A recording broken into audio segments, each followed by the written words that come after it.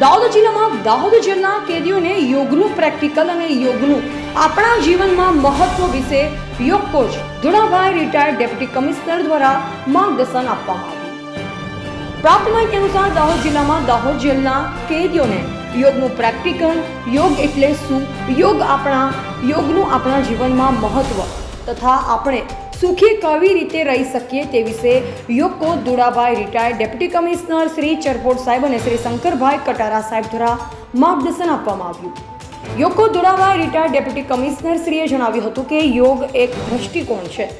વેદકાળથી વર્તમાન કાળ યુગમાં યોગનું મહત્વ અકબંધ છે। આજે માણસનું જીવન તણાવયુક્ત બન્યું છે અને રોગ અને દર્દ માણસને ખોખલો બનાવી દીધો છે। ત્યારે તેને માનસિક તણાવમાંથી બહાર નીકળવાનો એક જ રસ્તો છે અને તે યોગ અને પ્રાણાયામ કરવા હિતાવો છે। યોગ સંઘર્ષપૂર્ણ અને તણાવમુક્ત શરીરને પડકારે છે। એટલું જ નહીં પરંતુ માનવ શરીરને નિર્મળ અને શુદ્ધ આત્માના નિવાસ તરીકે સ્વીકારે છે।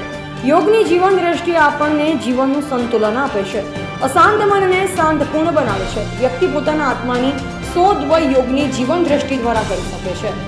આ યોગથી માણસના શરીર, પ્રાણ, મન, વૃદ્ધિ અને આત્માનો પૂર્ણ વિકાસ થાય છે। યોગથી શરીરને સ્થિર, સુંદર અને સંતુલિત વિકાસ થાય છે અને શરીરનું આંતરબાહ્ય શુદ્ધિકરણ થાય છે। શ્વાસોશ્વાસના નિયમન દ્વારા પ્રાણનું પણ નિયમન થાય છે। આ નિયમનને શરીરમાં રહેલ પ્રાણ શક્તિનું સંતુલન કરે છે। યોગ આપણા મનને એકાગ્ર, દ્રઢ, સકારાત્મક અને તથા સર્જનશીલ બનાવે છે। તેમજ યોગ દ્વારા બુદ્ધિ ચિંતનશીલ, વિવેકશીલ અને સર્જનશીલ બને છે, વ્યક્તિને તણાવમુક્ત કરે છે। આમ યોગનું મહત્વ સમજાવવામાં આવ્યું। શ્રી ચરપોટ સાહેબ અને શ્રી શંકરભાઈ કટારા સાહેબ શ્રીએ કેદીઓને યોગ વિશે સમજણ મુજબ માર્ગદર્શન આપવામાં આવ્યું અને દરરોજ યોગ કરવાનો અનુરોધ કરવામાં આવ્યો હતો। રિપોર્ટર કપિલ બારિયા સાથે કેમેરામેન વિજય ચરપોટ, સંજેલી।